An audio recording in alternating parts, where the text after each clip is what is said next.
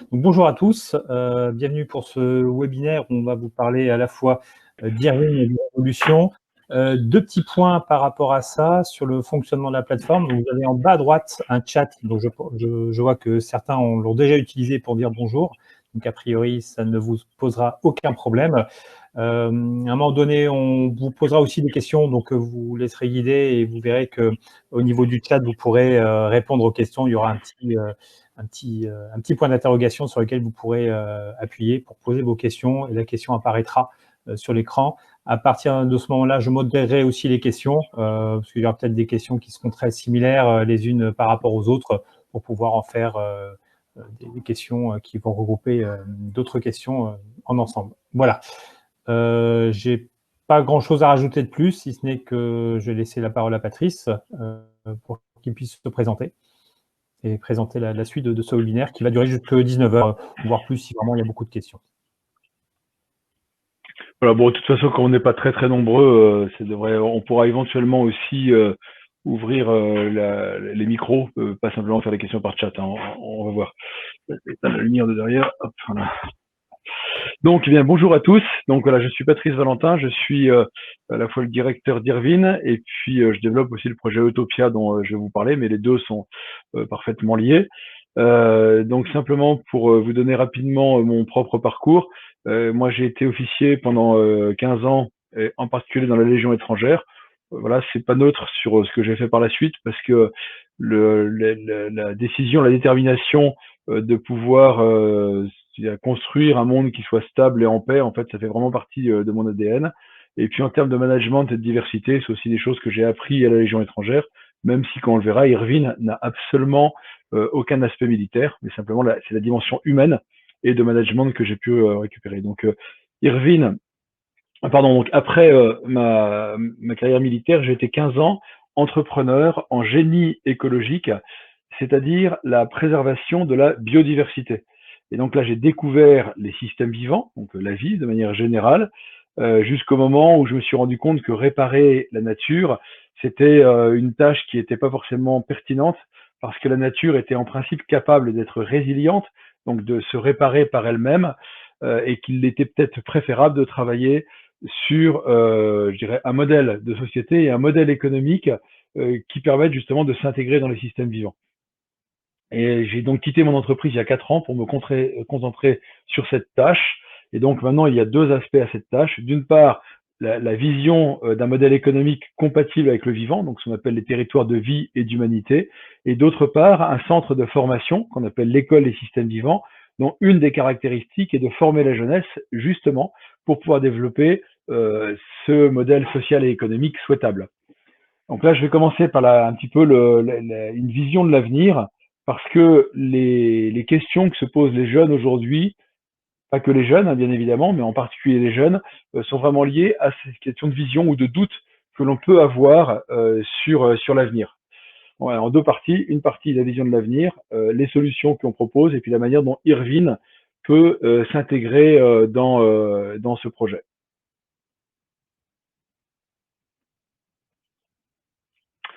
Voilà, donc l'avenir, surtout en ce moment, alors évidemment, ce PowerPoint, enfin, ou cette présentation, ça fait déjà quelques années que je la présente, mais plus que jamais, on a parlé de l'avenir et des angoisses que l'on pouvait avoir, donc là, une vision d'un monde un petit peu chaotique, hein, dans lequel certains pensent que nous allons. Mais je dirais de manière globale, euh, notre Terre, aujourd'hui, rencontre un certain nombre de menaces qui sont assez inédites, crise, en tout cas du temps de notre humanité, parce que les crises de la biodiversité, il y en a déjà eu 5. Voilà, crise biodiversité, crise du climat, crise de la démographie, des ressources, de l'énergie, la disponibilité des ressources énergétiques, et puis aussi, pardon, voilà, une question aussi de migration, donc qui est liée un petit peu à toutes les sources, toutes les causes précédentes. Mais quand on va plus loin, on se rend compte qu'en fait, nous sommes aujourd'hui entourés de menaces qui peuvent effectivement engendrer un certain stress, une certaine angoisse pour l'avenir. Là, il y a la maladie qui apparaît, donc là, évidemment, on était en plein dedans. Mais en fait, chacune de ces menaces qu'il y a aujourd'hui peuvent avoir plus ou moins de force et de présence en fonction des endroits du monde dans lesquels on se situe. Voilà, ça peut nous interroger. Et puis après, on se pose la question, ben, nous, dans tout ça, qu'est-ce que l'on peut faire, comment est-ce qu'on peut agir, et il peut y avoir un sentiment, je dirais, d'impuissance par rapport à cette réalité en particulier, parce que voilà, qu'est-ce que je peux faire sur la biodiversité, le climat. Alors certains disent juste je fais ma part, donc on verra un petit peu ce que ça peut représenter. Alors l'état des lieux, là j'ai repris les menaces que j'avais évoquées précédemment. La vraie question à se poser, c'est est-ce qu'il y a un risque grave? Quelles sont les probabilités et les conséquences? En fait, notre société risque-t-elle un déséquilibre majeur face à ces constats et aux crises que nous connaissons? Alors, en fonction des personnes, de la connaissance qu'ils ont de la situation, c'est pas forcément le même facteur qui viendra en premier. Pour certains, c'est le climat avec les fameux 2 degrés qui est le risque majeur. Pour d'autres, c'est la biodiversité. Pour d'autres, c'est la question démographique et migratoire. Pour d'autres, la famine ou l'eau, qui est effectivement un enjeu majeur. Mais quoi qu'il advienne, quand on interroge toutes ces personnes, on se rend compte qu'il y a un risque qui est ressenti par tout le monde ou un ensemble de risques et qui fait craindre énormément pour l'avenir. Et là, en plus, on a un nouvel élément qui est apparu il n'y a pas longtemps. Ce n'est pas la maladie, puisque là, pour le coup, je pense que c'est une partie d'un tout, mais à très court terme, nous avons un risque économique qui est la conséquence de la crise sanitaire. Donc, ça va être les défaillances d'entreprises qui vont entraîner du chômage, de la pauvreté, etc. Et là, pour le coup, ça peut rejoindre sur les questions de violence, d'individualisme, de pauvreté, etc., etc., voire même de faim dans certains cas. Voilà, donc ça c'est une situation. En tout cas, il suffit de regarder les actualités pour se rendre compte que c'est pas simplement le fait de mes propres observations. C'est quand même assez fréquent qu'on parle de tout ça. Et là, en général, je fais un sondage. Donc là, on n'aura pas le temps parce que le webinaire est assez restreint. Mais quand j'ai vraiment le temps de pouvoir parler de tous ces sujets et de les approfondir, je pose souvent la question. Enfin, comment évaluez-vous le risque sur une échelle de 0 à 4? Donc, il y a 5 notes possibles, de 0 à 4. Alors, j'ai fait ce sondage pour l'instant des dizaines de fois dans tous les milieux, que ce soit des milieux entrepreneurs, que ce soit des milieux politiques, des milieux associatifs, etc., à peu près dans tous les niveaux. Et j'ai une constante dans les réponses. C'est assez amusant, hein, c'est quasiment toujours pareil. Alors ça varie un petit peu en fonction des âges ou des expériences, mais voilà ce que l'on a sur l'évaluation du risque. Donc, il faut bien comprendre de quoi il s'agit. Là, en fait, c'est les proportions de personnes en pourcentage qui répondent sur une note. Donc, vous voyez qu'il y a un gros point moyen qui a une note de 3 sur 4 sur le niveau de risque. Donc, nous avons à peu près, et quand je fais la somme du 3 et du 4, alors pour vous donner d'ailleurs, quand je fais cette question-là, je dis le 3, en gros, c'est un risque qui est équivalent à un risque de guerre mondiale ou de guerre civile. C'est comme ça qu'il faut le percevoir. Et puis après, le niveau 5, le niveau 4, pardon, c'est la fin du monde ou c'est la fin de tout. Enfin là, c'est vraiment complètement apocalyptique. Mais nous avons à peu près 70% de nos concitoyens qui estiment qu'il y a un risque de déstabilisation de notre société qui est égal ou supérieur à celui de la Deuxième ou de la Première Guerre mondiale ou de la guerre de Bosnie ou ce genre de choses. Donc c'est une perception du risque qui est quand même énorme. Alors encore une fois, la raison ou la motivation du risque n'est pas forcément la même pour tout le monde. Pour certains, c'est la biodiversité, pour d'autres, le réchauffement climatique, pour d'autres, la violence, etc., ou la migration, ou ce que vous voulez. Voilà, donc ça, c'est un fait. En tout cas, je vous dis, je vais pas faire de statistiques, mais en tout cas, pour l'instant, c'est systématiquement, je suis en cible. La deuxième question que je pose, c'est le système économique et politique, donc qui est en place aujourd'hui, peut-il résoudre les problèmes qu'il a en partie créés, c'est-à-dire en tout cas pour les problèmes économiques, hein, sans créer de nouveaux problèmes? Non, là aujourd'hui, on rajoute des solutions, mais qui engendrent d'autres solutions, le numérique étant effectivement, il y a pas mal d'interrogations là-dessus. Et donc là, je pose la question sur une évaluation de 0 à 4. 0, c'est l'impuissance totale du système, et 4, c'est le système sera capable de régler le problème. Et là, nous avons, c'est systématique, c'est encore beaucoup plus homogène que sur la question du risque. Nous avons à peu près 80% des personnes qui nous donnent, voire même 85%, qui nous disent le système ne peut rien faire, ou si peu qu'on peut à peine en parler. Et nous avons souvent des notes de 0, quoi.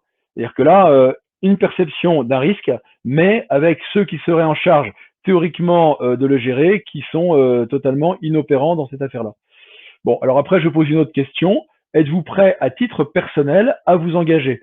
Pareil, sur une échelle de 0 à 4, en disant à zéro, bah non, je m'engage pas, je continue à profiter de la vie et ça ne me regarde pas, c'est pas à moi de gérer ça. Je dirais à deux, je veux bien prendre quelques risques, mais qui sont des risques peut-être changer de métier parce que ce métier-là n'a pas beaucoup de sens. Trois, je prends de vrais risques, c'est-à-dire que je peux perdre mon emploi, je peux avoir des soucis sur la stabilité familiale parce que je perds mon emploi. Et puis à quatre, c'est je m'engage comme si j'allais à Verdun, quoi. C'est à peu près ça, quoi. Hein.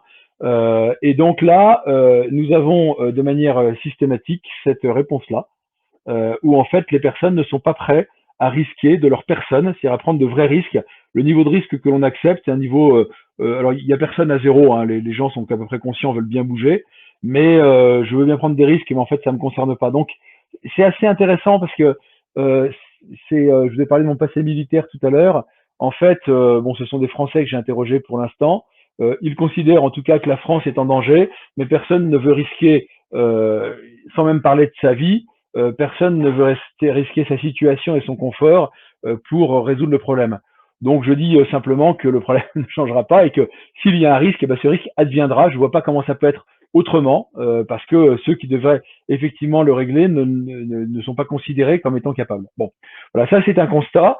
Et là maintenant, moi, la question que je pose par rapport à ça, donc voilà, j'ai repris un petit peu ces trois éléments. Hein, et encore une fois, c'est très très constant dessus, quoi.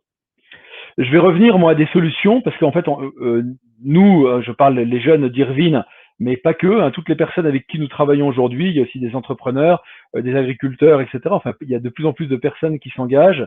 Nous en sommes arrivés à cette conclusion que si on ne décidait pas de changer le système autour de nous, c'est au niveau global, mondial, même français, c'est pas notre domaine. Il y a des gens pour s'en occuper. Mais par contre, dans notre propre sphère d'influence, et là, je ne suis pas dans une dimension politique, je suis vraiment dans une dimension humaine. Si nous ne décidons pas de changer le système, ça ne se passera pas. Donc nous avons décidé de nous engager. Mais pour ça, il faut avoir une vision. Alors là, ce que je vous livre là, c'est un résumé, c'est très dense. Je ne pourrais pas rentrer dans les détails parce qu'on n'a absolument pas le temps. C'est avant de pouvoir travailler, c'est quelle est la vision, quel est le constat, et en fait, qui sommes-nous, d'où venons-nous et où allons-nous. Et à partir de ce moment-là, nous allons définir une vision. De cette vision, un modèle social et économique. Et de cette manière-là, nous pourrons engager toutes nos forces, en particulier les jeunes que nous allons former, sur une vision d'avenir qui est souhaitable et surtout qui est cohérente. La notion de cohérence est vraiment, vraiment importante parce que, objectivement, je n'ai absolument pas la prétention d'avoir raison ou de parler de vérité dans ce que je vous dis là. Je n'ai qu'une seule prétention, c'est d'être cohérent. Cohérent dans le raisonnement, ça ne veut pas dire qu'il est forcément juste, mais en tout cas, y a pas de, je ne vois pas en tout cas aujourd'hui d'incohérence, et cohérent surtout dans les actes. Comme on le verra tout à l'heure, le point le plus important, c'est ce que l'on fait, non pas ce que l'on dit, et encore moins ce que l'on pense. C'est vraiment ce que l'on va faire qui est important. Donc on essaye d'avoir cette cohérence. Alors, quand je reviens sur le qui sommes-nous, et ça va être la base de tout notre modèle social et économique, et vous verrez que c'est ce que l'on va expérimenter sur notre ferme à Moisé, nous sommes des êtres vivants.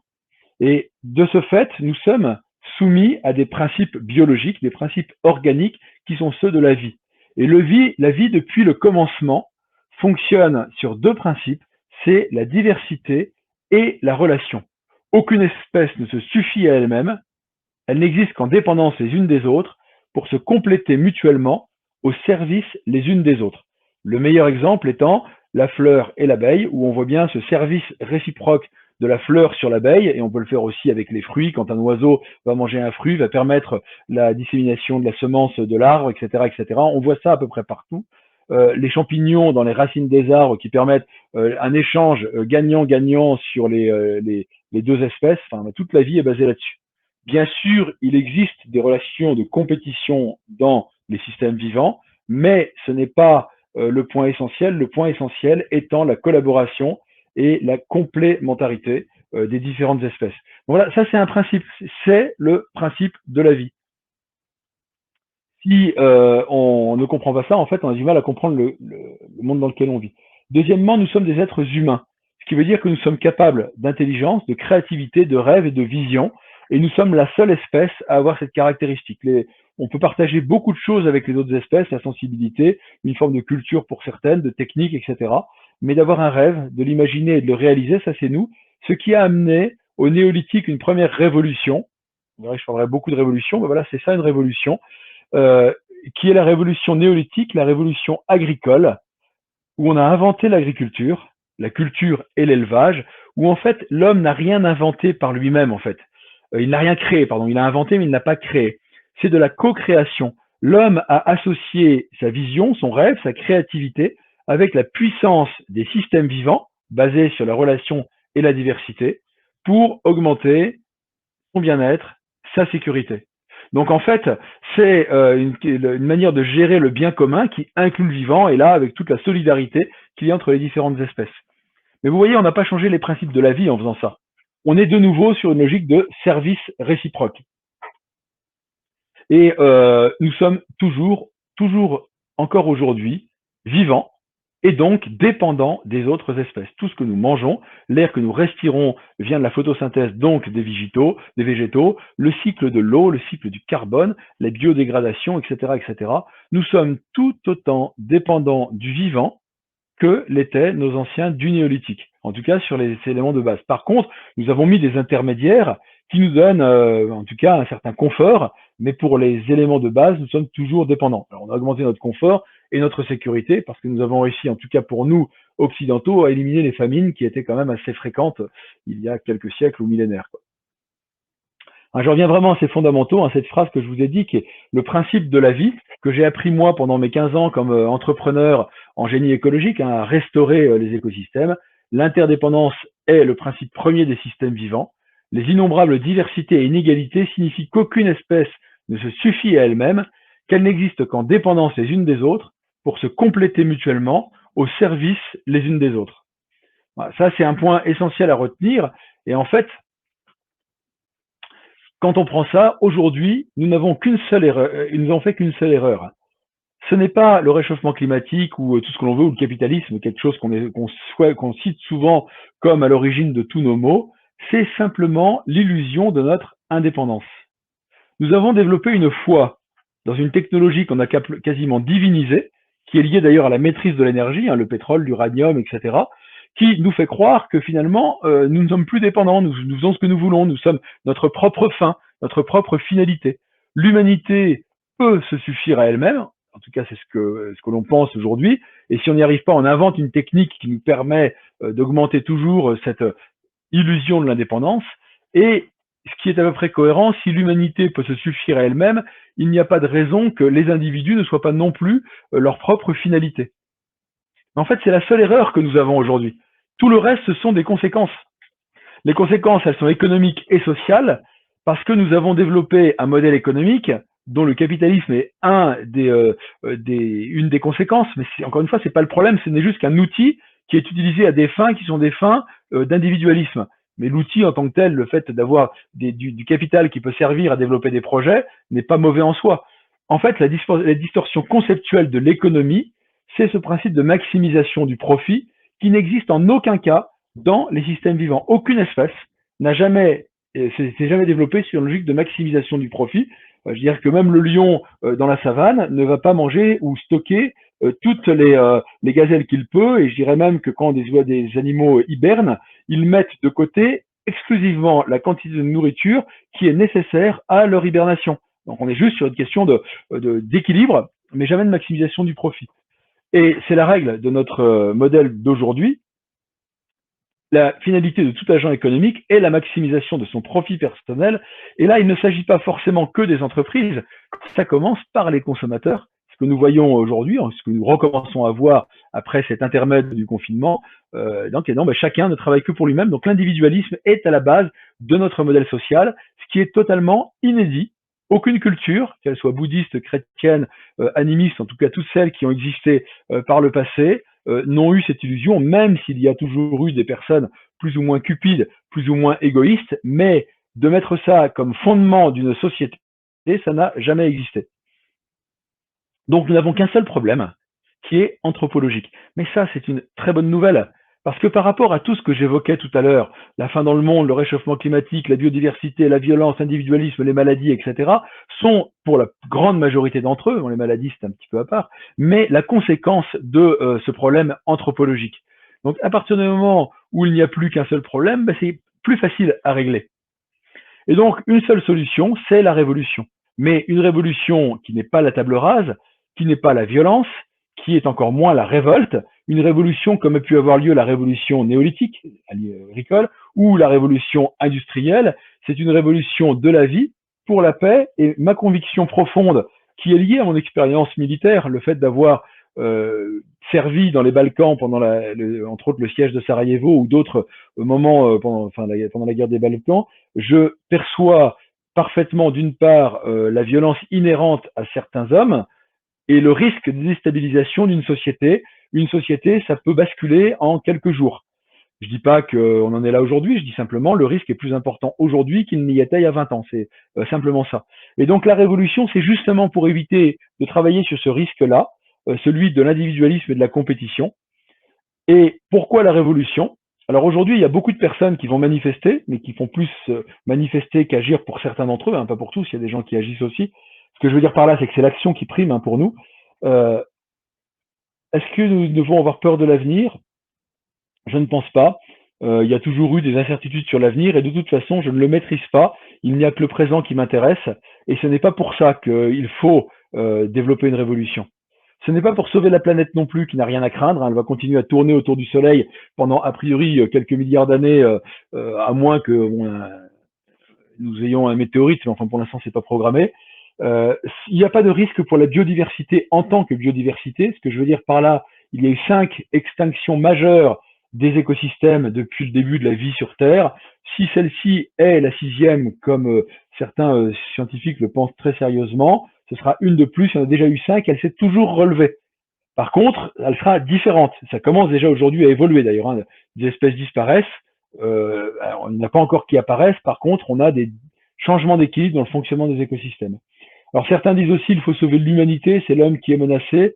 Objectivement, je ne pense pas non plus. Nous avons un tel niveau de maîtrise technique que les plus puissants, les plus forts, ceux qui sont déjà d'ailleurs au sommet de la pyramide, arriveront à préserver une partie non négligeable de l'humanité.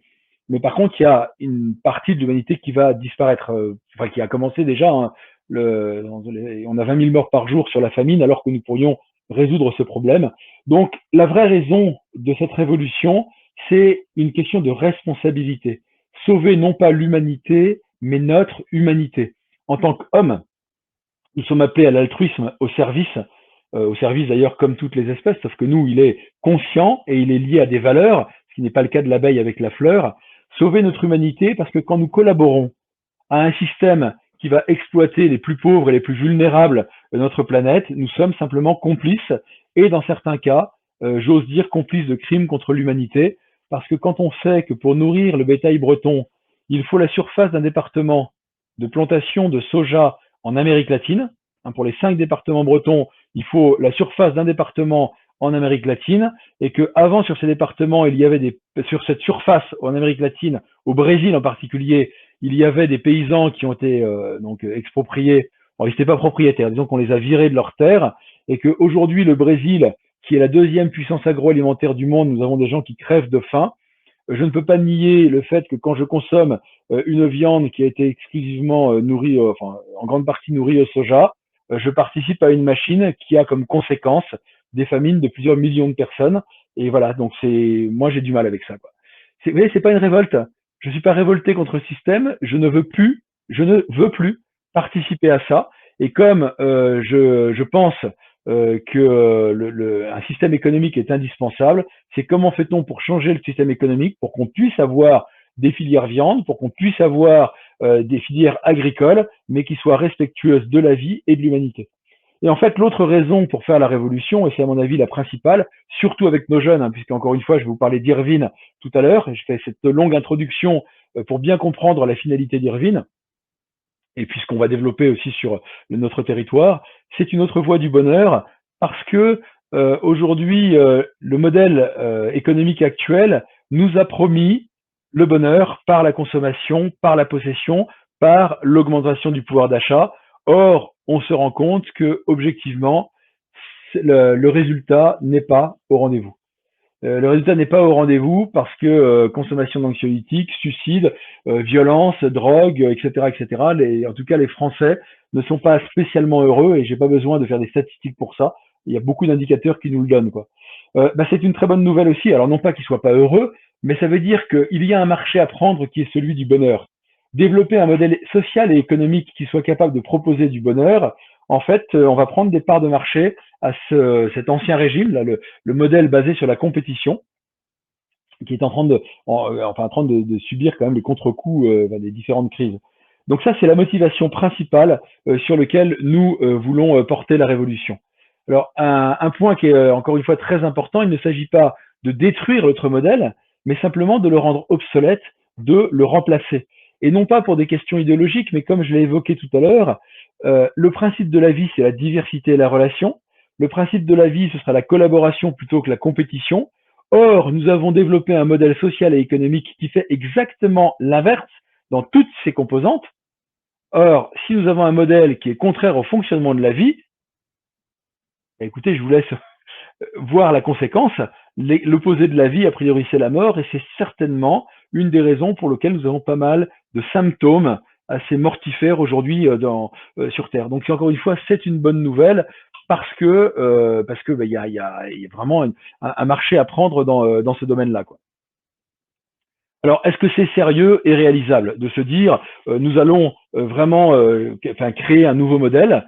Alors, certains me disent bienvenue en utopie, hein, c'est complètement utopique ton truc, ça marchera jamais. D'autres me disent voilà, c'est un truc de bisounours. Alors, un point est certain, utopique certes, mais je ne pense pas qu'il puisse y avoir d'espérance de l'avenir sans une certaine forme d'utopie. Et que, en ce qui concerne les bisounours, oui, j'ai toujours du mal avec ce que j'ai pu connaître ou vivre, à me considérer comme un bisounours. Enfin, je vais remettre ma tenue de combat d'une certaine manière, mais c'est justement l'inverse. C'est parce que j'ai vu un certain nombre de choses quand j'étais dans les Balkans, en particulier les crimes de guerre ou un certain nombre de choses de ce registre-là, que aujourd'hui je vois la nécessité justement de ne pas être un bisounours et de regarder où on veut aller. Parce que le monde des bisounours, je pense qu'il existe. Et c'est ceux qui pensent qu'avec tout ce que nous avons derrière le dos, et je pourrais rajouter les maladies qui n'apparaissent pas de manière très forte ici, qu'avec tout ce que nous avons derrière le dos, qui est un véritable raz-de-marée, le monde des bisounours, c'est ne rien faire. C'est même l'inverse. Je ne prétends pas ce que nous voulons faire va fonctionner. Je dis simplement que j'ai la certitude, surtout quand on reprend la conviction que j'ai évoquée tout à l'heure de tous nos concitoyens, que nous avons un raz-de-marée qui nous arrive dessus, ne pas bouger, ne pas construire des digues ou construire un bateau pour monter sur la vague, en fait, c'est sûr, c'est ça le monde des bisounours. Donc voilà sur ces motivations premières. Alors maintenant, l'essentiel, nous sommes entrepreneurs, le but c'est de passer à l'action. Alors la méthode, elle est simple, ça fait 5-6 ans qu'on l'expérimente, hein. Ça fait à peu près une douzaine d'années qu'on réfléchit sur ce modèle économique et ça fait 5-6 ans qu'on a commencé à l'expérimenter. J'aurais pas le temps dans ce diaporama de vous présenter tous les projets qu'on a fait, hein, mais on pourra en reparler pour ceux qui souhaitent rester en contact avec nous et travailler avec nous, et on ira beaucoup plus loin. Mais en tout cas, là, je vous donne les résultats de nos expériences et non pas simplement de nos pensées. La première chose, ça se fait vraiment en 4 étapes. La première chose, c'est de changer de mode de pensée, changer de paradigme. C'est repenser comme des êtres vivants. Tout ce que j'ai évoqué très brièvement au début. Aucune espèce ne se suffit à elle-même. Et ça passe par des formations qui sont liées au vivant. C'est ce qu'on appelle, nous, l'école des systèmes vivants. C'est une école qu'on a développée et qu'on a mis sur la ferme, qui est de comprendre, de sentir, de vivre avec les autres espèces, non pas pour revenir en arrière, non pas pour retourner à l'âge de pierre, mais simplement pour nous souvenir que nous sommes vivants et que la vie engendre non pas des contraintes, mais je dirais des fondamentaux de fonctionnement que j'évoquais tout à l'heure. La deuxième chose, c'est une conversion personnelle. Comme je disais, je recherche d'harmonie ou de bonheur, mais si on veut rester dans les modes de vie et c'est plus les modes de pensée, si on a changé de mode de pensée, mais qu'on reste dans le même mode de vie, il n'y a rien qui changera. En fait, le monde ne changera pas s'il n'y a pas au départ un changement qui n'est pas individuel, qui est une collectivité qui se met en marche. Et là, c'est le troisième point, qui est la communauté de valeurs. Et vraiment, le terme de communauté est important. Des personnes qui ont ce mode de pensée, qui ont décidé une conversion personnelle et qui s'associent les unes avec les autres pour construire ce monde là où ils sont. Alors, c'est un autre point qui est fondamental, c'est celui des valeurs et des valeurs humaines. Aujourd'hui, on a beaucoup de personnes qui nous proposent des solutions techniques, entre autres des modèles économiques, quels qu'ils soient. Il y a beaucoup d'économistes qui y travaillent. C'est un peu pareil dans l'écologie. Nous, la base de notre modèle, ce sera les valeurs humaines, c'est-à-dire l'honneur, la fidélité, le courage, la loyauté, le respect de la parole donnée, la solidarité, la confiance. Enfin, tout ça, ça engendre la confiance. Et si nous n'avons pas ça au départ, il n'y a pas de possibilité d'avoir confiance et donc de construire un avenir dans lequel nous soyons en paix. On a développé une charte, hein, j'en reparlerai un petit peu tout à l'heure. Et c'est ça le principe. En fait, on ne veut pas travailler avec tout le monde. C'est pas une question de marcher simplement en disant je regarde quelle est l'offre et puis je vais répondre à cette offre, ou je vais regarder quelle est la demande et je vais répondre à cette demande. En fait, c'est vraiment d'avoir cette communauté de valeurs qui est essentielle. Et je peux vous dire que je l'ai expérimenté. C'est aussi ce que j'ai appris à la Légion. Alors, indépendamment de l'aspect militaire et guerrier, qui n'est voilà, qui je comprends parfaitement que ce ne soit pas forcément que ça ne plaise pas forcément à tout le monde. Je parle vraiment de la solidarité, du partage de valeurs avec des hommes de toutes les origines, de toutes les cultures, de toutes les religions, de tout ce que vous voulez. S'il y a 158 nationalités à la Légion étrangère, dans mon unité, il y en avait une quarantaine, et on arrive à avoir confiance les uns dans les autres. Et à partir de ce moment-là, et simplement à partir de ce moment-là, nous pourrons développer des modèles économiques. Voilà, vous comprenez bien qu'il ne s'agit pas de dire, voilà, j'ai des solutions techniques sur lesquelles je vais changer le monde. C'est d'abord, je change les modes de pensée, les relations que nous avons entre nous, un engagement de confiance, et du coup, nous aurons des changements de modèles économiques. Alors là, donc c'est un petit jeu de mots quand on dit l'État libre et indépendant, mais c'est pour bien nous engager sur l'indépendance que nous allons avoir par rapport à l'ancien régime. Je précise tout de suite que nous ne sommes pas autonomistes dans cette affaire-là, c'est plutôt un petit peu un jeu de mots dessus. Donc Utopia, c'est un jeu de mots aussi avec oikos, qui veut dire la maison commune, un jeu de mots avec utopie, qui veut dire le lieu qui n'existe pas. Nous, c'est oikos topos, qui est le lieu de la maison commune. Donc voilà, c'est le mouvement qui va porter tout ça, avec cette vision d'avenir dont je vous ai parlé. Alors, pareil, on est un petit peu provoquant, mais je me dis tout de suite que dans l'époque dans laquelle nous vivons, il faut pas hésiter à aller un petit peu de l'avant, puis ça fait partie aussi un peu de ma formation. Alors c'est les jeunes qui ont voulu qu'on appelle ça comme ça, les premiers avec qui on a travaillé. Mouvement combattant, pacifique et révolutionnaire. Alors combattant pacifique, ce n'est pas du tout un oxymore, bien au contraire, on peut avoir un combat, mais par contre de refuser la violence. Et il est révolutionnaire, comme je l'ai évoqué tout à l'heure, non pas par la table rase ou la violence, mais un changement fondamental des structures de la société, non plus la compétition et la maximisation du profit, mais le développement de valeurs communes et de partage. Les 5 principes fondamentaux d'Utopia: le bien commun, donc dignité de la personne humaine et le respect de la vie, la priorité à l'action, l'attitude positive, ne jamais critiquer, toujours être constructif. Si on n'aime pas quelque chose, on le change, mais on n'est pas dans la critique du système. Les valeurs mutuelles que je viens d'évoquer, qui engendrent une confiance mutuelle, et la subsidiarité, c'est qu'on travaille aux plus petits échelons. On fait vraiment confiance aux acteurs pour mettre ça en œuvre. Et donc la méthode, c'est de commencer par des cellules de base. Donc la ferme dont je vais vous parler fait partie de ces cellules. Et à partir des cellules, développer des villages, puis des pays, et puis voilà tout ça, et avoir un incubateur. Alors, là où est installé Irvine, mais il n'y a pas que Irvine sur place, il y a aussi tout ce projet d'Utopia, donc c'est à Moisé, donc certains qui sont en ligne savent très bien de quoi il s'agit, ils sont même venus nous visiter. Donc c'est une ferme de 15 hectares, donc à 20 km au nord de Rennes, dans laquelle nous avons installé le siège de l'école des systèmes vivants, qui est une structure, c'est un fonds de dotation exactement, qui est aussi un forum pour développer toutes ces méthodes, un incubateur d'idées et d'entreprises, et le QG de la Révolution.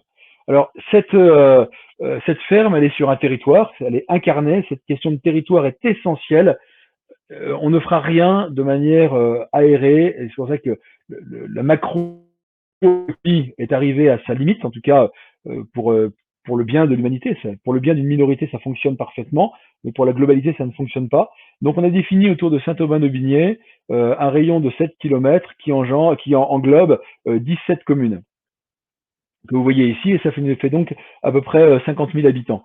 Donc ça, c'est le territoire sur lequel nous voulons travailler. C'est sur ce territoire aussi que nous allons engager les jeunes d'Irvine pour que eux ne soient pas simplement dans une vision éthérée ou intellectuelle de l'avenir, mais vraiment qu'ils mettent les mains dans la terre à un endroit où on a une terre qui a une histoire et qui a un avenir.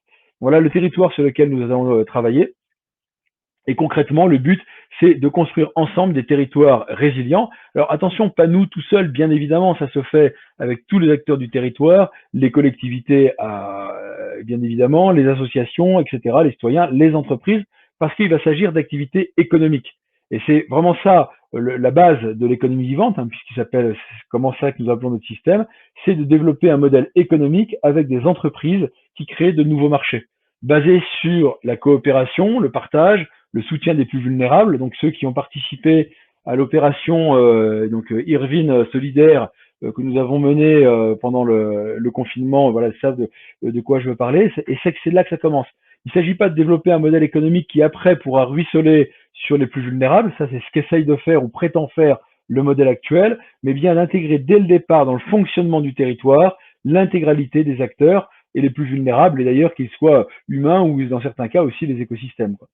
Travailler sur une production alimentaire résiliente, parce que c'est le lien le plus fort que nous ayons avec les systèmes vivants, avec le fonctionnement de la vie, et donc développer des marchés territoriaux et intégrés dans les systèmes vivants. Moi, je vous donne juste, on fait libérer nos territoires, c'est les libérer de ce principe économique de maximisation du profit, encore une fois dans la vision la plus joyeuse et pacifique qu'il soit. Et je vais vous donner simplement quelques chiffres. Notre objectif sur les 50 000 personnes qu'englobe notre territoire, notre objectif, ce serait non pas de convaincre, parce qu'il ne s'agit pas de convaincre, mais d'identifier les 10% de la population qui sont en phase avec cette vision. Et je pense objectivement qu'il y a plus de 10% de la population aujourd'hui, ça a même à mon avis augmenté sur ces derniers mois. Donc c'est de les fédérer, mais à aucun moment dans une vision descendante, c'est de mettre des liens entre ce qui existe déjà, quoi. Là, alors il y a quelqu'un qui s'en va, donc effectivement, là, c'est enregistré, donc si vous souhaitez, on pourra vous envoyer l'enregistrement du webinaire, hein. Il suffira juste de nous envoyer un mail. Donc reprendre l'économie réelle, hein, vous savez qu'on a 2% d'économie réelle et 98% d'économie qui est virtuelle, hein, celle de la finance. Donc libérer notre territoire de l'influence de l'économie à finalité financière. En fait, il s'agit de capter les marchés, de prendre les marchés en tant qu'entrepreneur et de rendre cet ancien régime, qui est le régime à finalité financière, obsolète. Donc dans tous les domaines, hein, j'ai cité l'alimentation, mais ça concernera aussi bien de consommation, vêtements, habitat, santé, construction, etc., etc., quoi. Donc si je prends quelques chiffres, hein, si on prend 10% de notre territoire, c'est 5000 habitants, c'est 5000 consommateurs avec donc un engagement de marché. Mais dès que vous avez 5000 consommateurs, vous pouvez créer des entreprises. En fait, je suis entrepreneur depuis 15 ans, donc c'est vraiment cette méthode-là. Et eux s'engagent aussi avec comment dire, les entreprises avec lesquelles elles travaillent, avec des valeurs, donc avec un engagement ferme. Voilà, pendant 3 ans, je travaille avec toi. C'est aussi 5000 collaborateurs d'entreprise qui peuvent amener leur entreprise dedans, des dizaines d'entrepreneurs, d'agriculteurs, en se disant les entreprises peuvent réaffecter, c'est pas de l'argent en plus, mais certains budgets qu'ils ont dans les actions de RSE, c'est-à-dire responsabilité sociétale des entreprises, donc des budgets qui existent déjà, les mutualiser sur ces projets territoriaux pour développer des modèles économiques. Donc on revient sur une vision très systémique. Et en disant aux habitants du territoire, donc nos 10% d'habitants du territoire, ben, au lieu de mettre votre épargne à 100% sur du livret A, de l'assurance vie, qui est comme la majorité du placement de l'épargne aujourd'hui, prenez 5% et réaffectez-le dans des investissements d'entreprises, comme elles ont déjà leurs clients, qui sont les 5000 consommateurs dont j'ai parlé, elles ont quand même peu de risques de faire faillite malgré la crise du coronavirus, que vous voyez bien que d'où je veux venir, hein, sur l'actualité, c'est tout de suite de resécuriser notre territoire par rapport à la situation actuelle, quoi. Eh bien, si je faisais simplement ça, réaffecter 5% de l'épargne, voilà ce que ça me donne. Hein, 10% du territoire, 5000 personnes, 45 000 euros, c'est l'épargne moyen du français, donc c'est pas des choses que j'invente, fois 5%, ça fait 11 250 000 euros disponibles pour investir dans la création d'entreprises qui auront déjà les clients, puisque les investisseurs seront les clients, quoi. Voilà comment, je pense, nous allons sortir de l'impasse dans laquelle la crise sanitaire nous a mise, et qui est, les conséquences économiques seront, de mon point de vue, largement plus graves que le pire scénario que nous aurions pu imaginer sur le coronavirus, en termes de destruction d'emplois, donc de misère, et y compris de famine dans le monde. eh bien, sur notre territoire, nous avons la capacité de redévelopper ça. Et je ne suis qu'avec 10% de consommateurs. À partir du moment où les produits sont sains répondent à des besoins, bien évidemment, il n'y a pas de raison d'en prendre beaucoup plus. Bon voilà, je peux pas trop, approfondir sur le temps, que sinon je vais vraiment sortir des créneaux. Mais vous voyez bien que ce qu'on va proposer aux jeunes, ce n'est pas simplement de les former pour rejoindre un modèle qui est en train de s'écrouler. Donc je ne fais pas de l'insertion avec Irvine. Quelle que soit l'origine des jeunes, nous les formons à construire le monde de demain en s'appliquant sur cette vision. Alors attention, on ne fait pas de la formation technique, comme nous avons avec nous des jeunes dont certains ont fait des études, leurs études deviennent un outil au service du territoire. Donc Irvine, maintenant, un centre aux compétences humaines et au savoir-être. La situation, je l'ai déjà évoqué, la société en forte évolution, avec tous les risques que ça représente, des entreprises en recherche de sens, y compris avec les évolutions sociétales et réglementaires, et beaucoup de jeunes en manque de repères. Bon, je ne vais pas faire de statistiques là-dessus, c'est vraiment un fait reconnu. En conséquence de l'individualisme chez les jeunes, alors ils n'en ont absolument pas ce ne sont pas simplement les seuls à avoir cet individualisme, et je pense qu'on leur a bien transmis le flambeau à ce niveau-là, mais pour eux, ça a des conséquences assez dramatiques, parce qu'ils sont isolés, beaucoup plus que des personnes plus âgées qui ont déjà leur propre cercle. Des difficultés personnelles, des addictions, des angoisses, recherche de repères, de sens et d'engagement, une instabilité pour certains, donc et des défauts de comportement dans les entreprises, pour certains aussi, pas pour tout le monde, mais le point le plus important étant la recherche de sens. C'est un fait de notre jeunesse aujourd'hui, et je pense que c'est une très bonne chose. C'est ça que je vous dis, qu'ils cherchent un monde dans lequel ils aient un rôle à jouer, et que, en l'occurrence, la société actuelle ne le permet pas. C'est aussi une très belle opportunité, parce que nous avons des capacités de mobilisation avec des jeunes motivés, qu'il ne suffit simplement de fédérer et de former pour faire cette révolution. Les entreprises ont aussi des problèmes, qui ont d'ailleurs la conséquence de ces questions de la jeunesse. Ils n'arrivent pas à recruter. Beaucoup d'absentéisme, de turnover, des jeunes qui rentrent et qui partent au bout de quelques mois. Certains d'entre vous avec qui j'ai discuté le savent très bien. Nous avons des entreprises qui aujourd'hui sont prestes à faire faillite, indépendamment du coronavirus, mais simplement parce qu'ils ne trouvent pas de jeunes collaborateurs pour travailler avec eux. Donc, qui est quand même vraiment qui interroge. C'est quelque chose de très très nouveau. La jeunesse, 25% de chômage, et pourtant les entrepreneurs n'arrivent pas à recruter. Voilà. Et puis ensuite, après, des problèmes de cohésion au sein des équipes. On parle beaucoup de génération X, Y, Z. Et après, de manière globale, chômage, incivilité, délinquance, enfin bref, toutes ces conséquences. On est dans un cercle vicieux et il est temps de trouver des solutions inédites en ne comptant que sur nous-mêmes.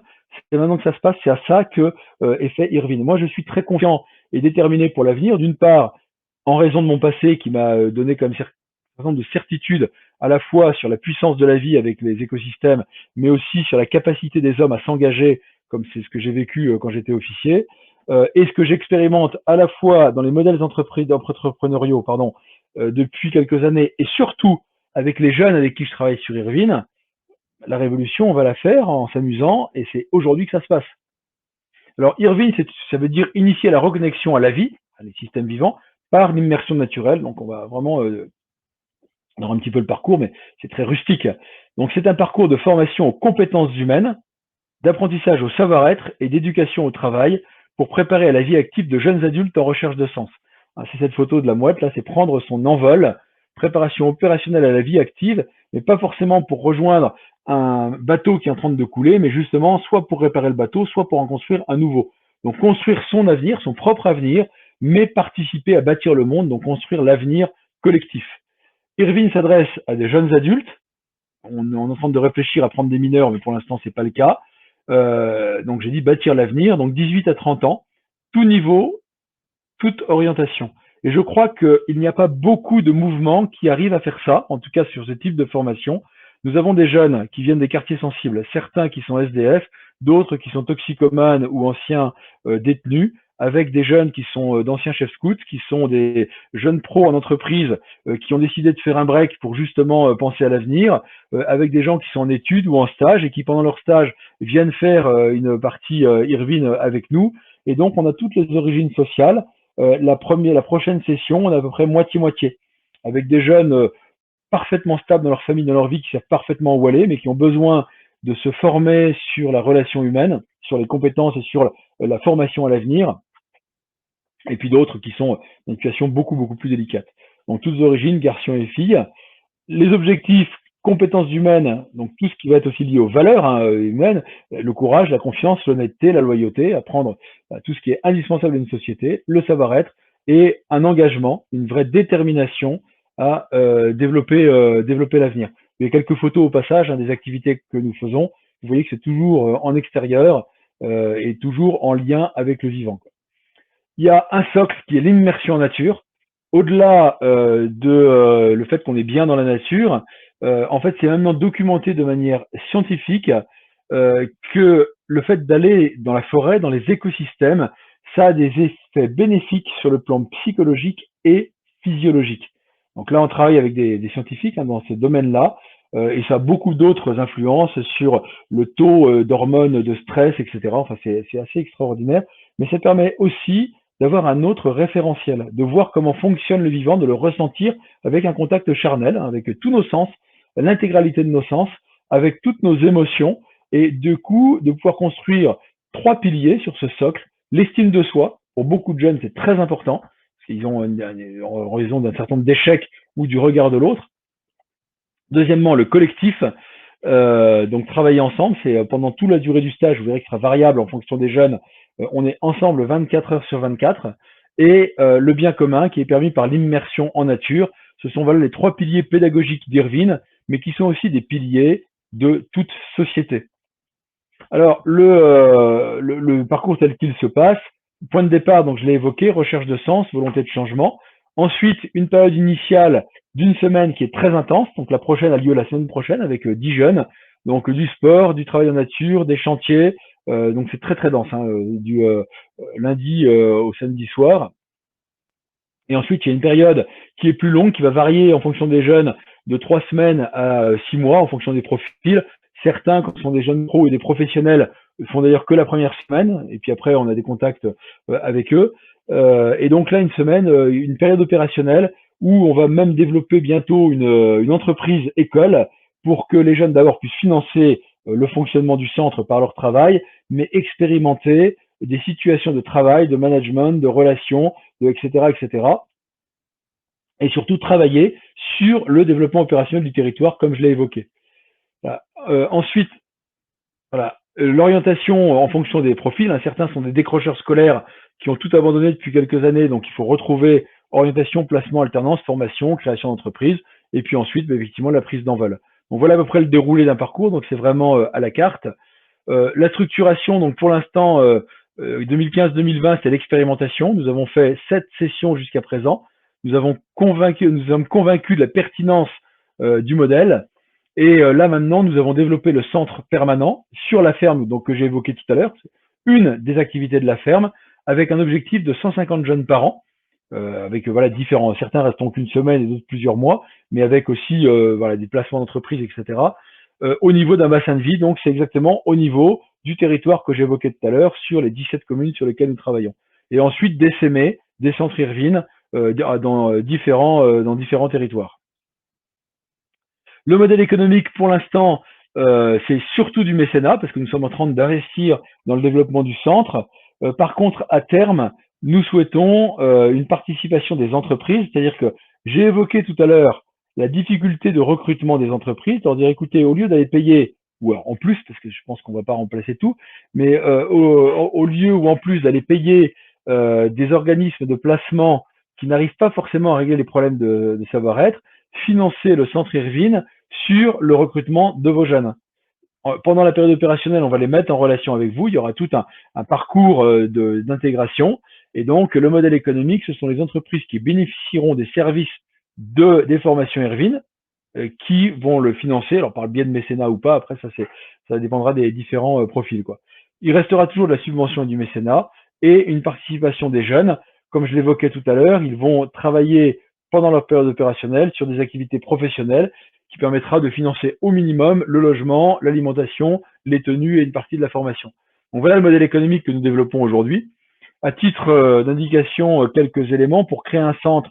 Alors ça va dépendre de l'immobilier, hein. Évidemment, s'il faut acquérir l'immobilier, c'est beaucoup plus cher. Ça peut être beaucoup moins cher si on est uniquement sur une logique de location.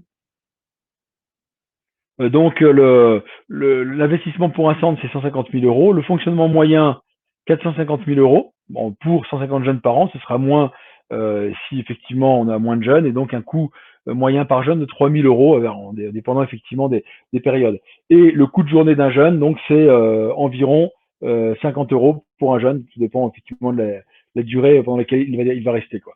Donc aujourd'hui, bah, simplement, nous recherchons des soutiens parce qu'il y a des financements à trouver pour développer tout ça, en tout cas sur la partie investissement. C'est une des grosses actions que nous avons aujourd'hui, hein, de trouver des partenaires, mais des partenaires qui investissent parce que ça leur apporte quelque chose. Donc surtout si ce sont des partenaires du territoire. Voilà, pour conclure, concrètement, ce que l'on peut attendre de toutes les personnes avec qui nous travaillons sur notre territoire, c'est de devenir citoyen d'Autopia, enfin, d'un territoire ou d'ailleurs, se former à l'économie vivante, donc changer le mode de pensée, ce que j'ai déjà évoqué, nous aider à développer de nouveaux circuits économiques, nous aider à transmettre des compétences. Là, aujourd'hui, sur la ferme d'Irvine, nous avons véritablement besoin de formateurs, de personnes qui s'engagent, qui accompagnent nos jeunes, mais pas simplement les jeunes d'ailleurs, sur différents métiers, sur différentes compétences qu'il faut créer ou retrouver, mais nous n'avons pas la prétention de vouloir tout faire. En fait, c'est de mettre la ferme, c'est un incubateur qui va permettre à beaucoup de personnes de pouvoir exprimer leurs compétences dans la relation pour que ça puisse se développer. Donc, nous avons besoin aussi de personnes pour fédérer les acteurs et participer au développement d'Utopia. Donc voilà, c'est un petit peu ma conclusion, hein. Sur place aujourd'hui, nous avons besoin d'augmenter le niveau d'implication des personnes avec qui nous travaillons.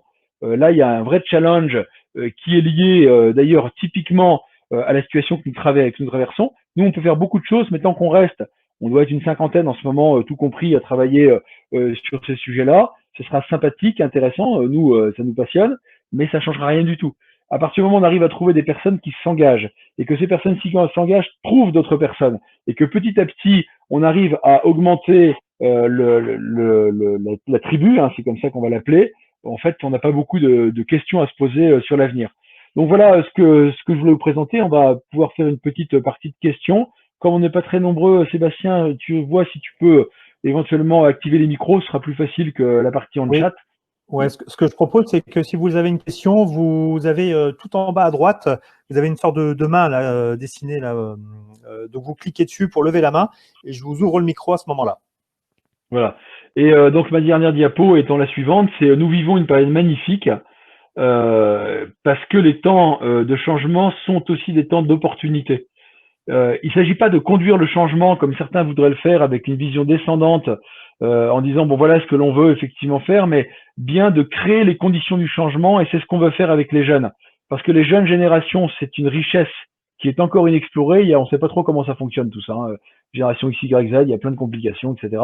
Mais en tout cas, c'est eux qui portent les clés pour l'avenir, et quoi qu'il advienne, dans pas longtemps, c'est bien eux qui vont avoir la main sur l'avenir. Donc l'avenir, on ne peut pas le prévoir. On ne peut pas le décrire parce qu'il n'existe pas aujourd'hui. Par contre, on peut l'écrire. C'est pas du tout la même chose. C'est le faire. Demain commence aujourd'hui, hein, sur cette phrase-là. Donc, il faut le construire. Donc, la crise du coronavirus, avec toutes ses conséquences négatives, est aussi une opportunité de pouvoir vraiment développer ces relations dans le territoire. Donc, nous, on va lancer un certain nombre d'activités. Alors, sur le territoire, et pour ceux qui sont plus loin, parce que là, dans les personnes qui sont avec nous, on a quand même du monde qui vient d'assez loin. C'est peut-être de développer ce type de méthode, ce qu'on appelle des clusters. Alors le cluster, il y a en plus un jeu de mots avec le coronavirus, qu'on va faire un virus de l'espérance, et avec des clusters de pandémie, une pandémie de l'espérance qu'on va développer un peu partout. Donc après, à chacun de voir ce qu'il veut faire. En fait, là, c'est juste un petit peu un apéritif sur ce que l'on peut faire ensemble, et ensuite, il y a tout à construire, et on a besoin d'avoir plus de relations avec les personnes qui voudront effectivement travailler avec nous. Donc voilà, j'ai terminé ma présentation, et donc si vous avez des questions, ben, je suis totalement disponible.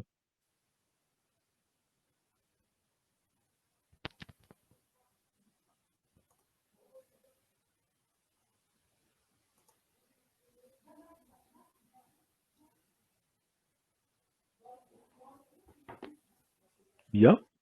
Bon, s'il n'y a pas de questions, ou sinon vous pouvez le taper dans la barre de chat, hein, si besoin. où tout était très clair, Patrice. Ouais, ouais. Bah écoutez, bah, pour ceux qui voudront retravailler avec nous, eh bien vous avez nos coordonnées de toute façon.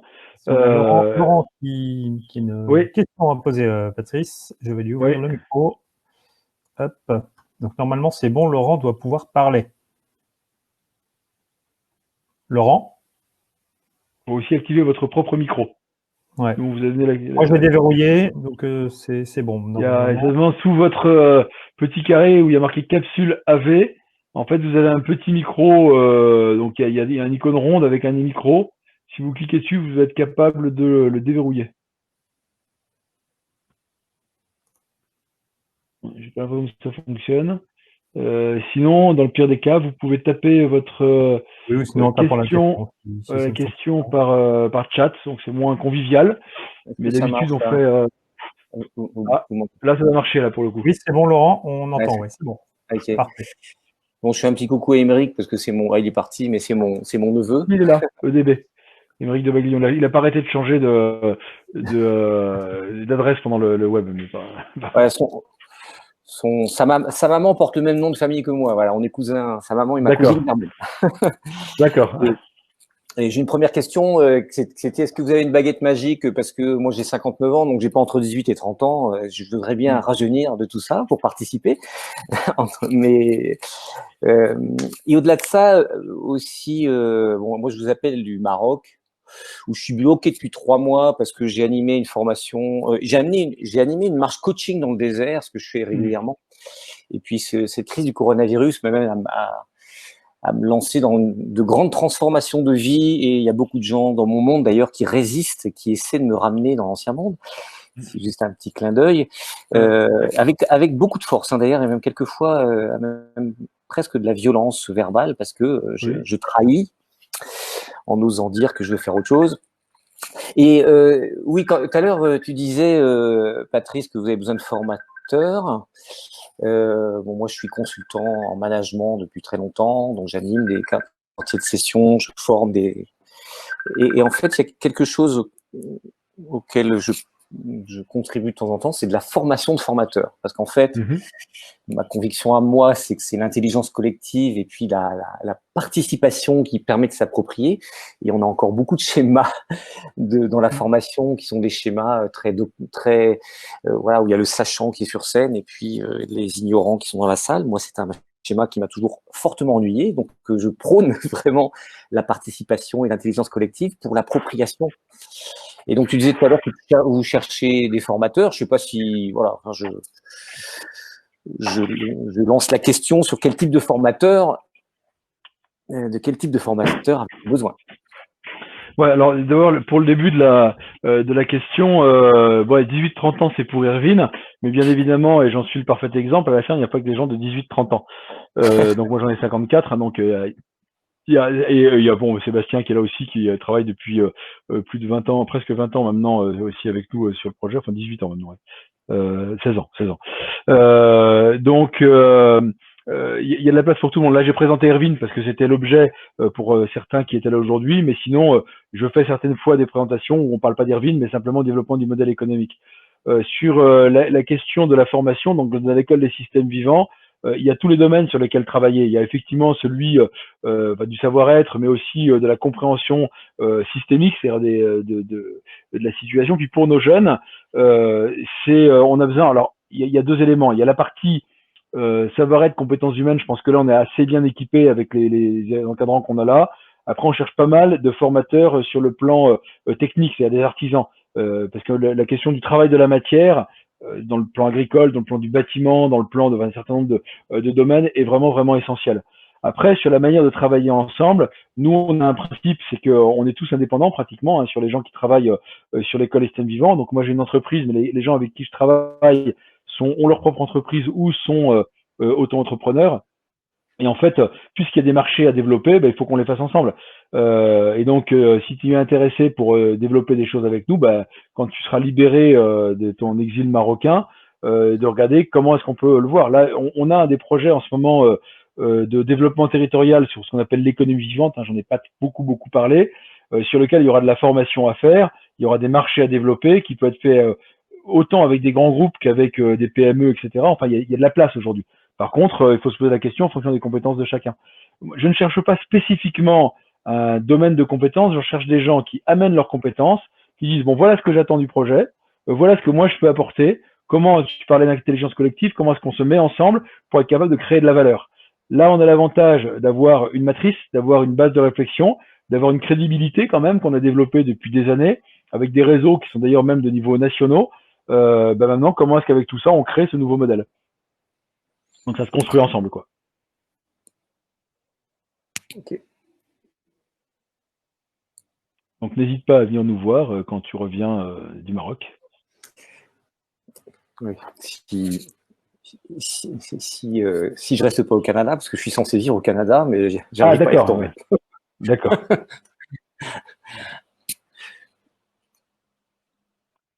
Ok, bah écoutez, s'il n'y a pas d'autres questions, moi je continuerai à vous tenir informé. On va développer le projet de territoire va se faire dans les semaines qui viennent. On va contacter les entrepreneurs. On va voir surtout comment on peut développer de manière très très concrète des marchés, c'est-à-dire des choses qui permettent aux entreprises, en particulier les TPE, qui ont sont énormément menacées aujourd'hui, et puis des PME, enfin toutes les entreprises qui sont humaines et qui portent effectivement ces valeurs, et pour être quelque chose de très très opérationnel, quoi. Je vous remercie beaucoup de votre attention, et puis je vous dis donc tous à très bientôt. Merci beaucoup, au revoir. Merci à tous. Merci à tous.